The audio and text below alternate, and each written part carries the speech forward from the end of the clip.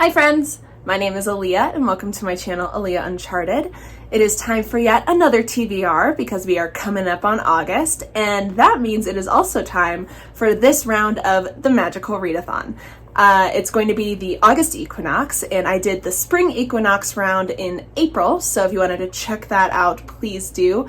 But yeah, it's time for me to take this semester's worth of courses in order to further my studies, and I'm very excited about it. If you have no idea what I'm talking about, I will link all of G's videos, well, maybe not all of them. I will link the videos of G explaining everything down in the description below, as well as a link to my April TBR where I kind of go into it a little bit more. But as a little refresher, this is a magical readathon hosted by G at Book Roast, and she has essentially created her own fantasy world that everybody gets to kind of create a character and play in. Your character is learning magic, and so we're going to a magical school called Aurelium, and depending on what you want to do with your magical career, there are different courses you have to take, of course. So the whole thing is that every course has a different prompt. It's very involved, obviously. It's a lot of just like make it how you want. It's a lot of fun. There are a lot of ways to participate.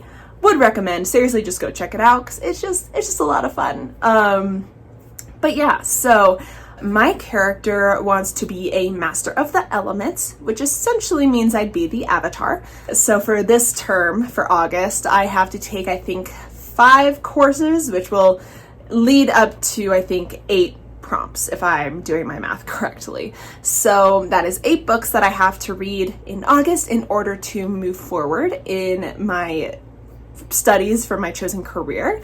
And yeah, that's pretty much that. I will get into all of the specifics, of course, but to be honest, I'm not sure if 8 books is actually going to happen because for like half of August, I'm going to have friends in town and then I'm going to be out of the country. So this might bleed into September, is what I'm saying. But for now, let's just talk about all the books, the prompts, and all that other fun stuff.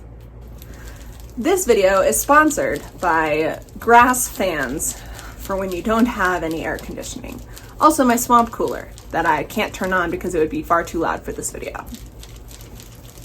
Okay, so the way that these courses work, it's kind of modeled after the Newt system in Harry Potter, but there are 3 levels you can get to within each course. There is Ordinary, or an O, Qualified, Q, or Distinguished, D. So D is your highest level.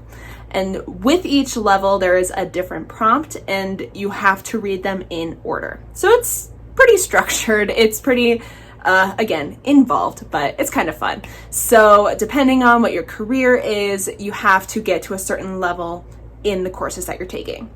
So my first course is Elemental Studies, and I have to get to a D level, which essentially means I have 3 prompts. The first prompt is for my O level, I guess, and that is to start a book off with a drink. So essentially it has nothing to do with the book. Just have a little sippy sip of something and read your book, I guess. So for this, I'm going to be reading The Thursday Murder Club by Richard Osman.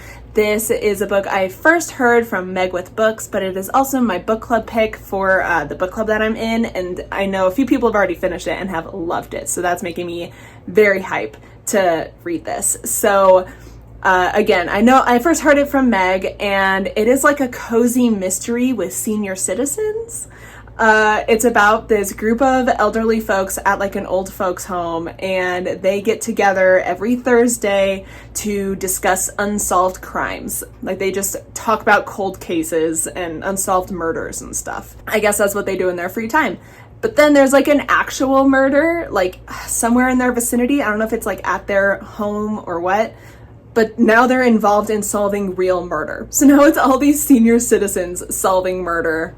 And it just sounds like a lot of fun, very cozy, and just like, I have a feeling there's going to be a lot of humor in this, and it just sounds like a splendid old time. So I guess I'm going to have to make myself a cup of tea and read this book to start off August.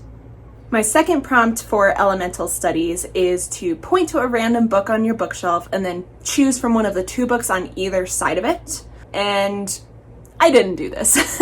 I have only the 2 TBR shelves up here, and I pretty much know where everything is, and so it'd be really easy for me to just point to whatever. It's really hard for me to do it randomly, just because there are so few books, it's pretty easy to keep track of where they all are. So I actually had my sister pick a random number, and that's the book that I did. So for this, I'll be reading The Hanged Man by Katie Edwards. I've talked about this in several videos. It is a book I'm really looking forward to, and so I'm glad that she ended up randomly choosing this. This is the second book in the tarot sequence. The first book, The Last Sun, I read last year and adored, and so I've been really looking forward to continuing the series because it was just so good. It is an urban fantasy that takes a lot of tarot aspects because it's the tarot sequence, and there's a whole lot going on in here. It's unlike any other urban fantasy I've ever read in my life, and it's just very cool. Lots of really fun banter, lots of really cool characters, and found family vibes. It's just overall chef's kiss, and so I'm really, really excited to get to the sequel, especially because the third book in the series just came out earlier this year, and it is also up there, and I need to read that too. So thank you, Nova, for picking this. This worked out beautifully. The third prompt for my Elemental Studies course is to read a book set by the sea, and in a totally unshocking turn of events, I am going to be reading Summer of Salt by Katrina Leno. Has this been on several TBRs? Yes. Clearly, that has done nothing. So we're gonna see how it goes this time, I guess. So yes, this has been mentioned in several videos at this point. I don't know how much I can get into this any more than I already have. It is about an island. There's a girl, and she and her family is magical in some way. There's a big magical bird or something, and there's a girl she likes. I don't know. In my head, I just described this as the sad magical gay book, so that's pretty much all I've got. Sad magical gays. So what more is there to say? I will hopefully be reading this book in August. My next course is shapeshifting, and I only have to get an O in this course, which means I just have the one prompt. And for this one, it is to read a book with wings on the cover. And to be honest, I haven't quite nailed this one down. I have a lot of different options, but none of them are like really calling my name. But for now, we're going to tentatively say I'm going to be reading Iron Widow by Ziran J. Zhao.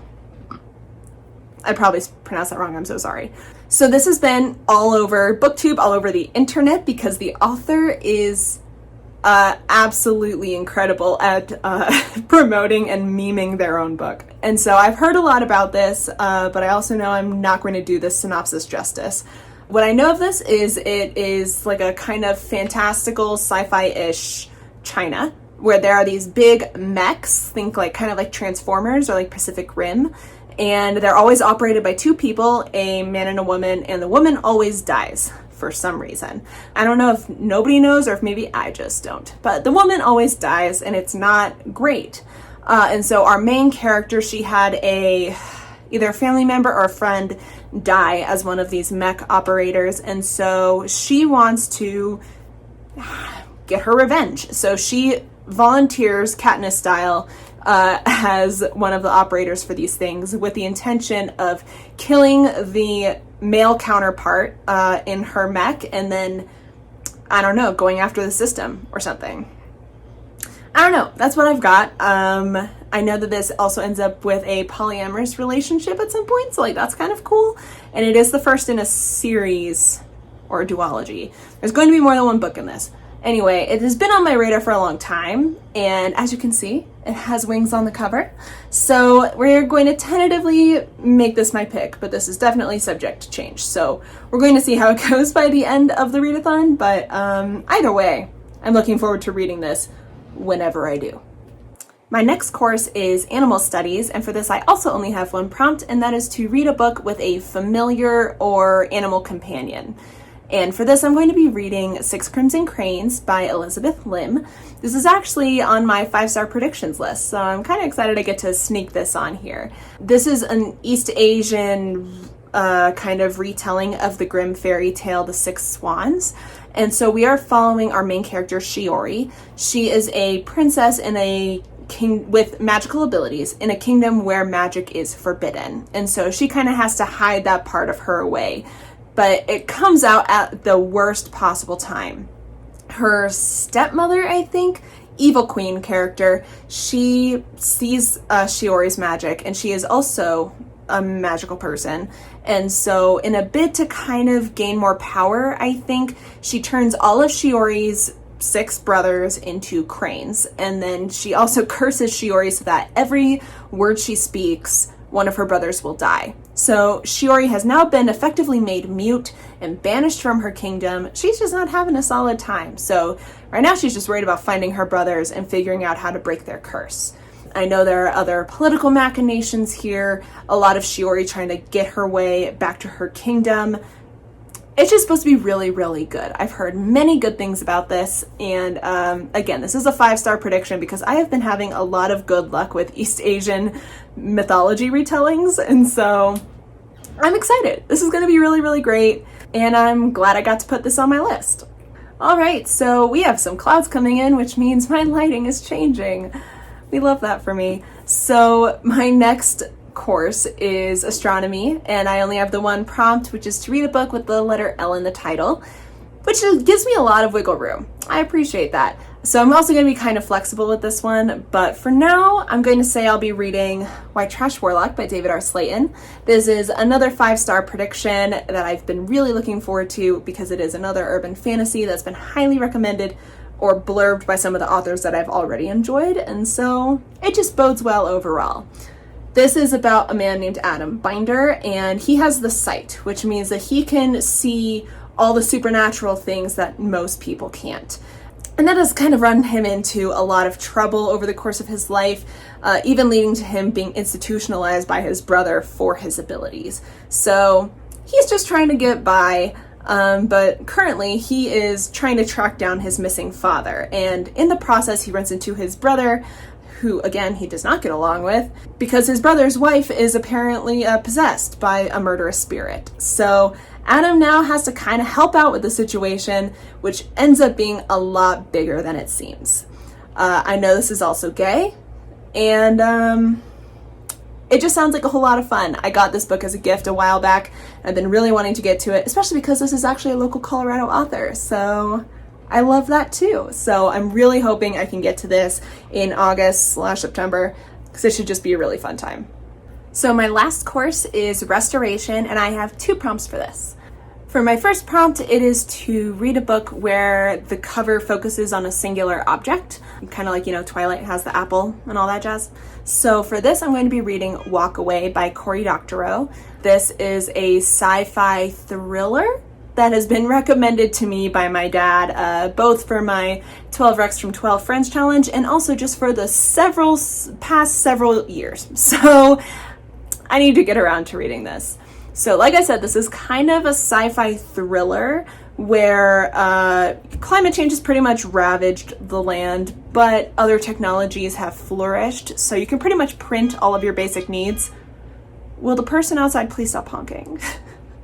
So people who kind of want to get out from this organized society and like these tech giants, the ultra rich, and just kind of leave this institutional civilization are called walkaways.